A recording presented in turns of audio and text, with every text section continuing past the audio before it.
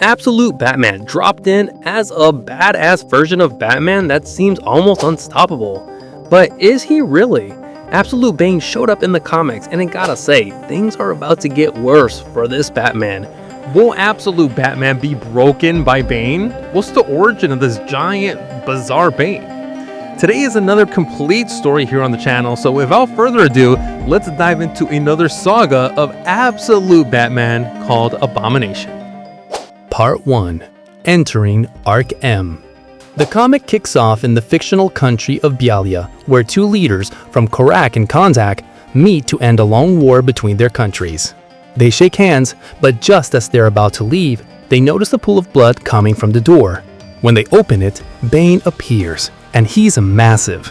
The villain apologizes for interrupting the meeting, but says he's here to make sure the peace treaty isn't signed. He offers one of the leaders a chance to leave alive if they turn over the other. The leader from Korak doesn't accept the deal, but the one from Kondak does. Bane then simply grabs the one who refused the deal and crushes his head like it's nothing. Next, he forces Omar, the surviving leader, to give a speech that will inflame tensions between the two countries, and that's exactly Bane's mission. To ensure the war continues, the people believe in Omar's abilities, and after finishing the threat and answering a phone call, Bane is given a new mission, this time in Gotham. So begins the saga titled Abomination, with a beautiful illustration of a giant, bizarre Bane. In Gotham City, Alfred narrates that Batman should lay low, but upon returning to the city, he finds a completely possessed bat because his friend Waylon Jones is missing, having been kidnapped in the previous saga, which you can check out by clicking the video that's popping up on your screen right now.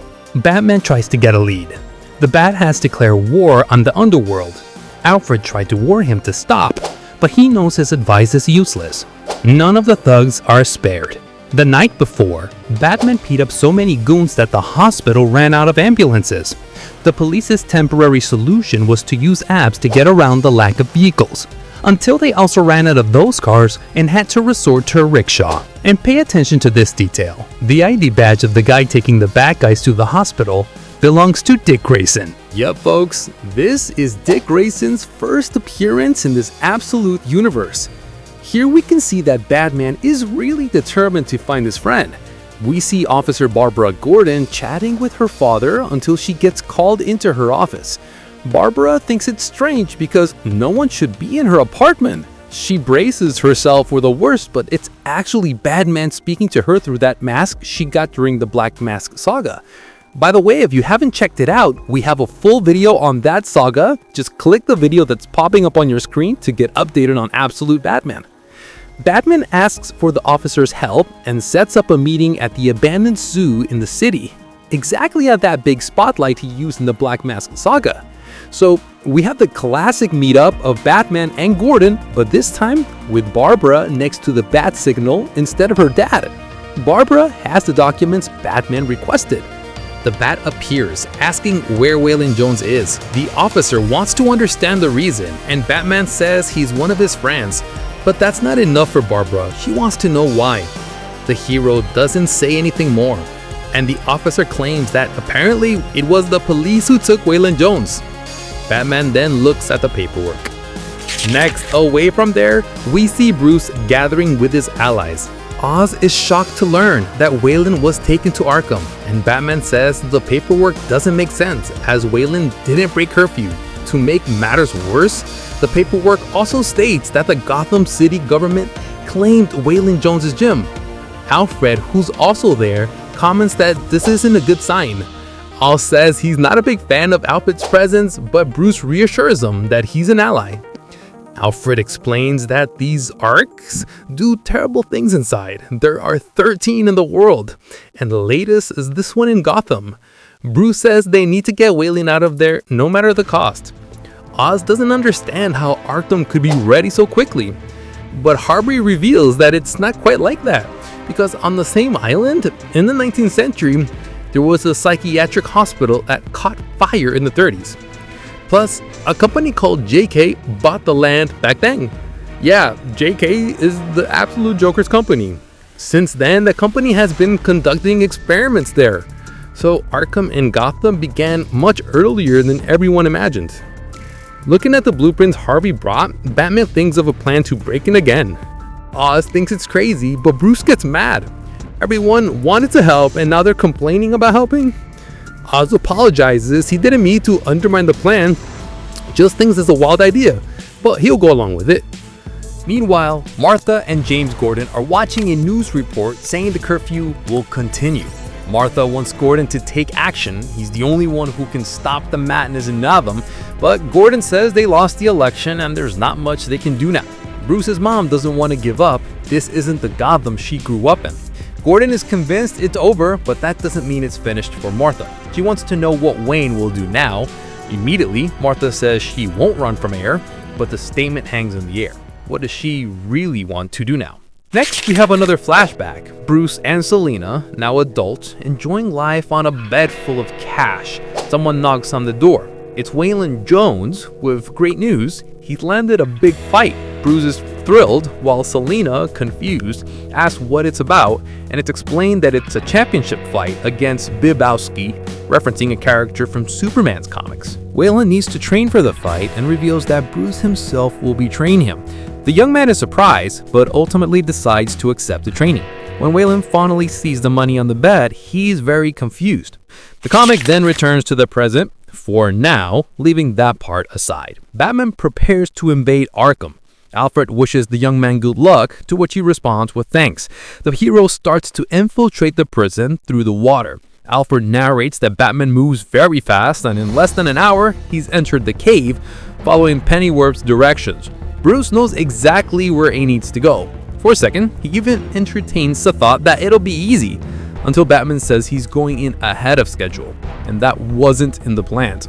Bruce sees something, the real Ark-M, inside the cave, and it's a prison almost the size of a city. Immediately, the hero begins to sneak in. In narration, Alfred expresses his regret because he knows exactly what to expect from Ark-M.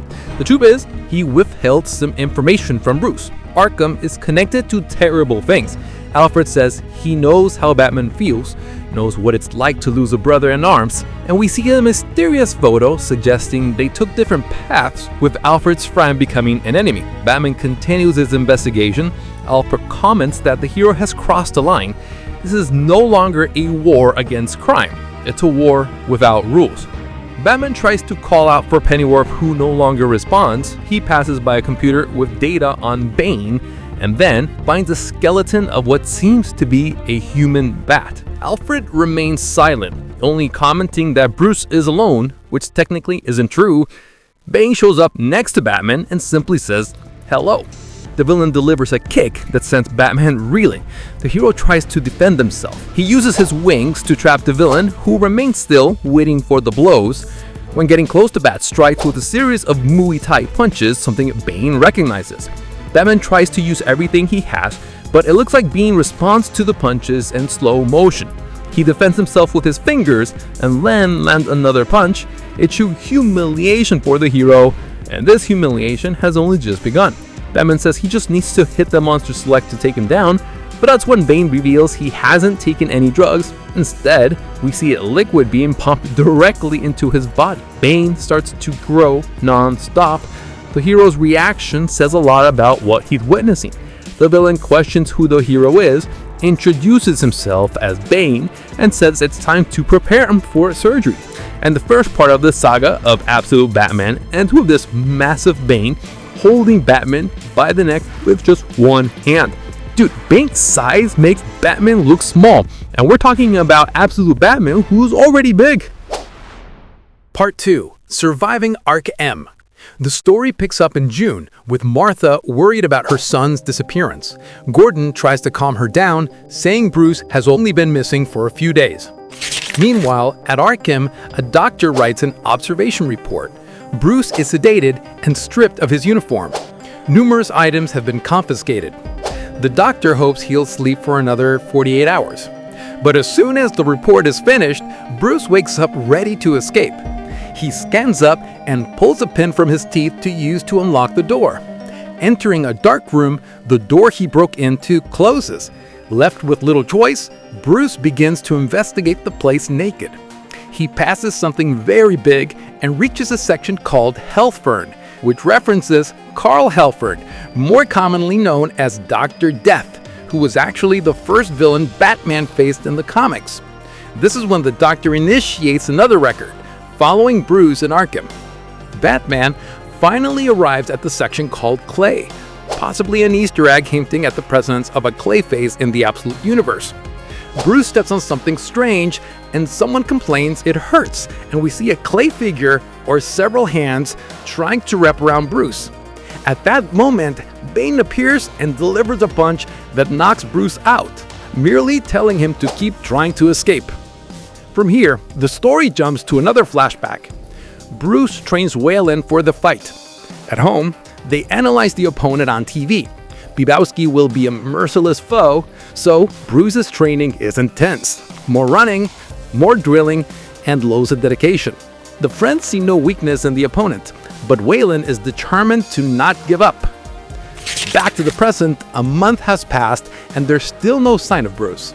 Martha continues despairing for news, consoled by Harvey Dent.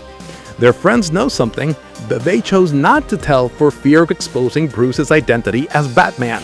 Meanwhile, our hero is thrown into a cell. The Doctor continues observing. Bruce has been there for 45 days, and since the 20th, he hasn't made an escape attempt. He seems completely submissive. Irony is the moment the Doctor makes the diagnosis, Bruce rises and strikes the medical team that entered his cell. The Doctor resumes her diagnostics, admitting she was hasty. There's also a reference to Patient 27, which honors Batman's first appearance in the comics, which occurred in Detective Comics number 27. Bruce rips out his own teeth and uses them between his fingers to make his punches more devastating. One of the doctors asks for calm, but Bruce ignores him and even uses a tube that was in his stomach to expel stomach fluid at the Mad, even throwing one of them into the toilet. The detective tries to escape again and goes through that prior experience. Now we see that the eggs have hatched. Bruce runs until he's exhausted, tells whoever's listening to go to hell, and continues to the edge of the facility. Using that controlled explosion to propel himself, he scales the wall and after much effort arrives on the second floor where he finds a sort of ecosystem, a strange forest with trees with ice and vines that wrap around to immobilize. The Doctor, still observing, states he's in the icy ecosystem, a clear reference to poison ivy from the Absolute Universe. A creature appears claiming the green wants out. It spits out tentacles that hit Bruce in the mouth. At that moment, once again, Bane appears and prevents Bruce from dying, but he's there to capture him and land more punches. We return to another flashback. Selina Kyle wakes Bruce and it's time to go, inviting him to a big heights, but Bruce declines. Today he needs to study Waylon's opponent. Selina says that sooner or later Bruce will have to tell Waylon that he doesn't stand a chance against Bibowski. But Bruce refuses, telling him would crush him, so Selina suggests that he give him the heads up after the heist. In the present, another month goes by. Now it's August and Bruce is still missing. Martha isn't giving up and puts up posters around the city. At Ark-M, Bruce is acting different due to the experiences and substances that continue to be injected into his blood. The Doctor says his body is ready for the transformation, but it can't happen if his spirit isn't broken. The doctors believe Patient 27 is already broken, and Bane suggests another escape attempt. They then throw Batman's suit at Bruce. At first, he asks to be left alone, but upon seeing the suit, he knows he must try again. Something calls him, and he puts on the suit in an attempt to escape. Bruce goes through another gigantic experience and reaches the Langstrom wing, which, for those who don't know, is a reference to Kirk Langstrom, the Man-Bat. Batman then encounters several monstrous creatures asking for help. In another flashback, we see Bruce responding to Waylon's question about his chances against Bibowski. While in the present, Batman admits he doesn't know how to help those creatures, just like in the past he didn't know how to help his friend. The creatures beg him to make the pain stop, but before he can act, Bane arrives and strikes him hard. This time, Bane is bigger, already using the venom substance, and claims he and Batman are the same, just trying to deal with pain. He pulls more substance and grows even larger. Batman is thrown, crashes through the glass of an experiment with a giant egg, and Bane states that the most important thing in a war isn't being the strongest or the smartest, but rather who's best at adapting. But before he can finish, a giant crocodile jumps on him. The creature escaped from the cell that Batman broke by accident and manages to hit Bane, who falls unconscious. The doctors try to intervene, but the creature devours two of them in one go. Batman recognizes the creature. It's Wayland, who has now become Killer Croc. The look of Killer Croc is awesome, being a very brutal and bizarre version. Batman tells his friend that it's Bruce, and the Croc recognizes him by smell. In another flashback, we see Bruce confirming his trust in Wayland and that it's time to keep training. In the present, in a very badass scene, Batman is riding on Killer Croc. Bane recovers and finishes his sentence with an alt quote, but is long confronted by Batman, who flees with Killer Croc into the sewers. The doctor watches and comments that patient 27 continues to surprise. She asks Bane if he's ready for the final phase. He calls her Dr. Ark-M and answers yes, this will be the phase where he finally intends to break Batman. Part 3: The Origin of Bane. In narration, Alfred laments not having told Bruce about Bane before. He swears he tried to warn him when they were in the Batmobile, but he couldn't even name that abominable being. The truth is, he was scared, and now that Bane is in Gotham hunting Batman, Alfred regrets it. He says he should have told the story of Bane and how Bane will break Batman. As Alfred narrates, we see Bane arriving at Gotham docks searching for Batman. Before the hunt, Alfred recounts Bane's origin. He was born in Santa Prisca. An explosion occurs on the islands and a newborn is carried away by a rebel soldier. Santa Prisca is a paradise of minerals, which is why foreign governments continuously invade the country to control those resources and local politics. A rebel group known as Cielos Libres fight for Santa Prisca's freedom, whose leader is the baby's father. And you can already tell that the kid painted a different color in the panel is Bane himself. The fight for freedom goes on for years, and slowly the boy grows up. The boy's father shares his dream to see Santa Prisca free, like a bird in the sky, the Gesell, the bird on the country's flag. The boy admires his country and follows in his father's footsteps, but things are tough as the rebellion soldiers die one by one. At one point, the young boy eats some hallucinogenic seeds to get a vision of his father's dream, but instead of peace, he sees a skeleton-shaped bird. Years pass and the boy becomes one of the leaders of the rebellion, creating plans and leading actions. In a raid, they capture the capital, but on the fourth day, they're captured by foreign troops. The survivors are sent to a prison called Peñaduro. Another 2 years pass. The boy's father, also imprisoned, keeps optimistic and repeats that peace will come and they'll never be broken. The prison conditions are terrible. The cell floods with the rising tide every night, and the boy learns to survive by clinging to the bars at the top. His food consists of rats, but despite all of it, his father still speaks of the Quetzal flying free. Decades go by. The boy recalls the dream of the Skullbird, and we cut back to show what's happening in Gotham now. After their curfew, soldiers patrol the deserted streets. They hear something coming from an alley. It's Bane himself. When the guards notice, it's already too late. Bane kills them all and sets off hunting for Batman. Back to the Bane flashback, 11 years in prison has transformed the boy into a man and a leader. He and the group execute a successful escape plan. Rumors say a new and worse army has taken over Santa Prisca, trumped by rear elements discovered on the island. On the escape, heading toward the sea, the father gives Bane a mask made from the flag, telling him that the sun is the bird, the vision of peace, and the day has come. The son accepts and puts on the mask with the drawing of the skeletal bird. The rebels reach the beach and find the man in a white suit calling Bane by his real name, a name that the story does not reveal. This man in white offers Bane a deal. The father watches from afar, puzzled by how the man makes jokes without laughing. When the father is about to interfere, Bane ends the conversation, and the man in white leaves on a helicopter. The father breathes a sigh of relief, embraces his son. Then suddenly, Bane crushes him, breaking his spine. This is a story of absolute Bane, though told from Alfred's perspective. In the following years, Bane acted brutally on various occasions, destroying a diplomatic plane, murdering a journalist in Dubai, and even slaughtering pirates in the Wet Sea. After that, he underwent an experiment, and that's when Bane emerged. Secret information suggests that venom runs in his veins, a mix of acid, proteins, and cytokines.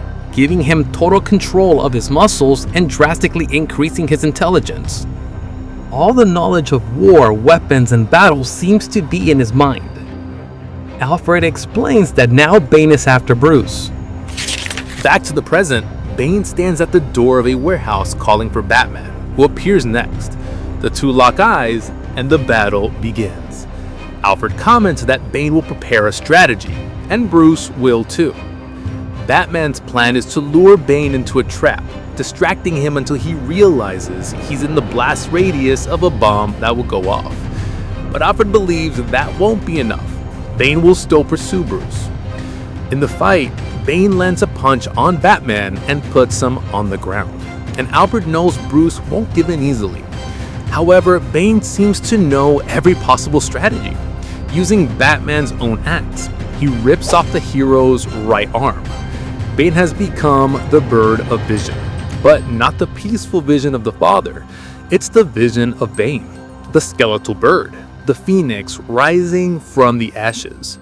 During the clash, Bane cuts off both of Batman's arms. He is the great disciple of war, who sees peace as death and war as life. That's what he learned. Bruce is left practically finished, and Bane attacks hard, disfiguring the hero's face with several blows. Alfred, in despair, questions what Bruce sees, because this isn't a bat, never was. There are even more revelations to come. Alfred begins to reflect on what the Man in White might have promised Bane to make him kill his own father and change so much. Alfred confirms that this man is someone he's been looking for years, a man who doesn't laugh, made up many stories, and in one of them appears a child dressed as a clown in Gotham's alleys. It's clear that the Man in White is the Joker of this absolute universe, or at least that's what Alfred suspects. While Alfred is deep in thought, we see Bane taking Bruce to Ark-M for a procedure with Dr. Ark-M. Alfred suspects that the Man in White made a deal with Bane. In exchange for protecting Santa Prisca and ensuring a semblance of peace, Bane would agree to become a mercenary for the Man in White. Bruce undergoes the same procedure as other warriors suffered. The venom that could either kill him or subjugate him. That's Bane's job, to transform warriors into soldiers in service of the Man in White. Alfred remembers that this was done to others in the world, in Russia with someone named Cagey Beast, in the Middle East with Deathstroke. Whose equivalent in this universe is someone Alfred knew well. The surgery places new arms on Bruce and a metal mask. Bane believes Bruce can survive, and thus have the second chance, the same offer Bane received, to protect Gotham. From time to time, Bane returns to Santa Prisca to see his family. The island is indeed at peace, and the family is grateful, although they don't know exactly what he's done to achieve it. This is a story that Alfred wanted to tell Bruce, because the Man in White's plan is to transform Bruce into what Gotham needs.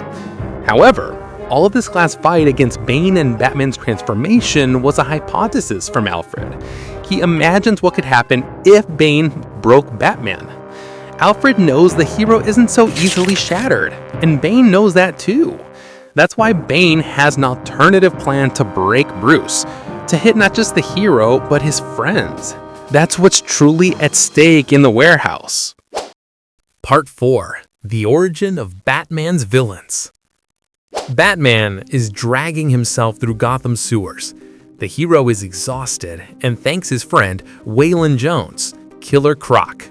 However, it's at this moment that Waylon tells Batman that he's the one who needs to be saved. Bruce thinks his friend is referring to a cure for his monstrous appearance, but Croc clarifies that it's nothing like that. He was talking about his uncontrollable tunger, which, by the way, hurts and advances toward Batman. The Croc wants Batman to kill him to end his suffering. Bruce then grabs one of his batarangs and tries to attack Croc, but can't bring himself to hurt his friend. After all, Batman would never, under any circumstances, kill his best friend. Then, Croc grabs Batman's hand and states he intends to settle the score with the weapon. Even so, Bruce manages to dodge the blow with a nice kick to his friend's face. Croc lets out an enraged roar and comments that he shouldn't have pulled the bat out of Arkham. Thus, the monster dives and disappears into the sewage waters while Bruce screams that they could solve this problem together. Next, the story then shows us another flashback where we see Bruce and Selina as a couple just finishing buying a new apartment. During the conversation, Selina notices something's wrong with the hero, and Bruce comments that he doesn't know what to do about Waylon Jones. All of this is caused by that fight Waylon set up with a god who seems impossible to beat. Selina asked if Bruce told him the truth, while Bruce says Waylon won't listen to him, thinking he can win on his own. Selina ends by saying Bruce should help him to win, even if that means breaking some rules. After all, that's how they managed to buy that apartment. We return to the present, where Bruce wakes up in his hideout next to Alfred. The agent found him unconscious and reveals that Bruce was out cold for 20 days, and even then, the hero would need more time to fully recover.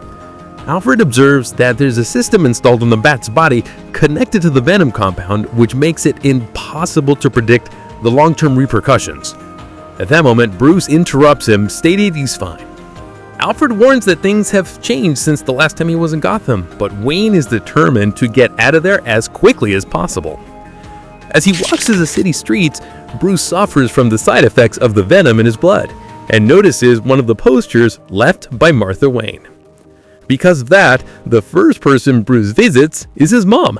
Upon arriving, it's clear that Martha is very shaken by her son's disappearance, having gone all this time without news of him. Her first reaction is to slap Bruce, filled with anger for taking so long to return home. Then to embrace as Bruce apologizes. Martha starts to cry, saying she was anxious with every call she got, especially after what happened to Oswald. This catches Bruce's attention since he didn't know anything about it. He quickly heads to the hospital where his friend is and meets up with former Commissioner Gordon. Bruce only has a few minutes for a visit, and Leslie warns that it won't be a pleasant sight. Leslie comments that she's never seen anything like it in her career. Then we see what Bane did to poor Oswald, and it's genuinely shocking. Bane practically broke all of Oz's bones, but the worst part is that it wasn't just Oz who suffered at Bane's hands. In the first second, Bane analyzed the Penguin's concern about being stronger and did something to fix that. He gave Oz an absolutely merciless beating, avoiding hitting vital organs on purpose. Leslie states it was the surgical precision. If Oswald survives, he'll have a life of constant pain, losing height and function in his hands and feet. Leslie can barely finish the sentence when Bruce innocently asks if Harvey came to visit his friend, and Leslie simply replies that Harvey is in the next room. At this point in the story, it's clear that Bane not only won after Oswald, but broke all of Bruce's friends so as to break Batman. Next, we see Harvey state, who suffered 3rd and 4th degree burns of the left side of his face, and in addition to that, Bane broke his skull too. When Bruce arrived, Harvick can manage to speak a little bit. He mentioned an experienced cop named Flass, who always seemed to know what the guys were planning, remembering that Flass is one of Gotham's corrupt cops. Meanwhile, in the flashback of Bane's attack on Bruce's friends, we see the villain smashing a liquor bottle across Harvey's face with absurd violence. At this moment, the story splits between showing the present while simultaneously flashing back to what happened to Harvey.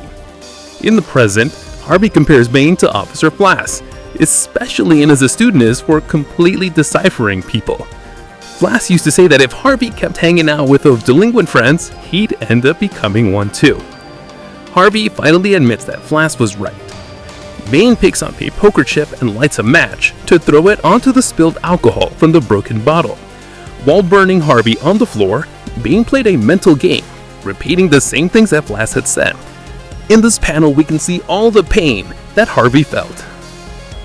Notice this detail. It indicates that in this absolute universe, this Two-Face will use that poker chip a lot. Harvey observes that Flash retired and moved to a city far from Gotham. And Bruce states that all of this is his fault. And Harvey agrees, commenting that Batman put all his chips against Bane and lost. Thus, he now hates Bruce, but not all the time, just half the time. However, the massacre by Bane is still not over. We need to find out what happened to Edward Enigma, and that's exactly what's shown next. Bruce rushes to Ed's hideout, already expecting the worst. When he arrives, Eddie seems fine, sitting at his computer. His friend reveals that Bane didn't physically hurt him, but challenged him to a battle of intellect. Bane handed Ed a gun and made a deal that if Ed outsmarted him, he could kill him. The game Bane wanted to play was one of challenges and riddles. In the present, Bruce approaches Eddie and we can tell something's wrong with his head. It turns out Ed lost that mental battle, taking just a minute for Bane to defeat him. After that, the villain crushed his skull and shook his brain. Edward comments that facts turn into questions and begin appearing everywhere. The look of Enigma's face is finally revealed, with part of his brain exposed. He says Bane actually helped him, challenging him to become someone better. Bruce mentions that he needs to go to the hospital, but suddenly the venom in his blood begins to take effect. It's important to note that it seems Bane is also challenging Batman. Ed then gives a riddle, which isn't exactly a riddle, about what Bruce will do next. Next, we continue that flashback of Batman with Selina Kyle. They broke into a golf session of Falcone, wanting to help Wayland and offer a sort of deal in the fight. The mobster quickly realizes it's a cowardly deal and recognizes Bruce as Wayland's trainer. All of Falcone's goons start laughing at him and Wayland as if they were weak for wanting to make that deal. Then Bruce states that the money in the bag is meant as a gesture. He reveals that all that cash was stolen from Falcone's own buildings. This shocks Falcone, who is speechless with Bruce's proposal, as he's not there to make money, but to increase their chances. It seems Bruce is making some kind of leverage with Falcone, but the idea wasn't very clear. Back in the present, Bruce, now dressed as Batman, warns the Red Hood gang that they shouldn't get involved in anything in Gotham. Alfred finds this behavior strange, and the hero recalls that the old Black Mask offered, which he didn't even consider acknowledging back then. Batman asserts that he didn't foresee the consequences of that. Alfred asks Bruce if he intends to stop being Batman and retire.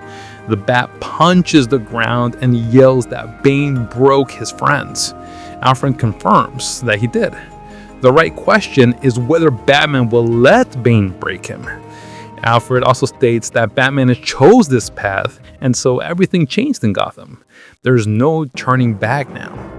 Alfred urges him to prepare, as things are only going to get worse. At that moment, the alarm goes off, and Bruce interrupts the conversation, alerting that someone has invaded the place and the two get ready. Alfred believes it's Bane himself, and since Bane loves to fight, the two prepare to fight with everything they have. In this panel, we see the two preparing for the confrontation.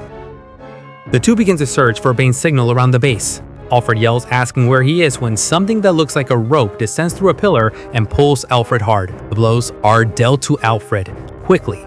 Then, this mysterious person drops Alfred, and Batman seems to recognize who's there. It's Catwoman in her outfit. She just says hi to Bruce, making it clear she knows his identity.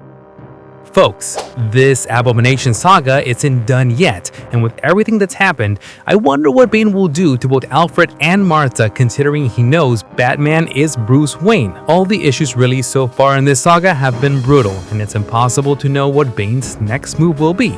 The stakes have been raised even higher, and we also don't know if Bruce's friends will continue being his friends after all this, or if they'll become villains. And now that Catwoman has appeared, we're left wondering how she will aid Bruce in this situation, and what happened with the couple Bruce and Selina, considering she's been MIA for a while. Her outfit caused quite a stir in the first images released, but honestly, just like all the character designs in Absolute Batman, Selina's outfit will surely have its functionality in this context, so I don't mind what's been presented. It's truly an intense arc, and Bane's origin was really well done. A blend of classic concepts with something new that gives off a sense of danger at all times. It was a fantastic origin.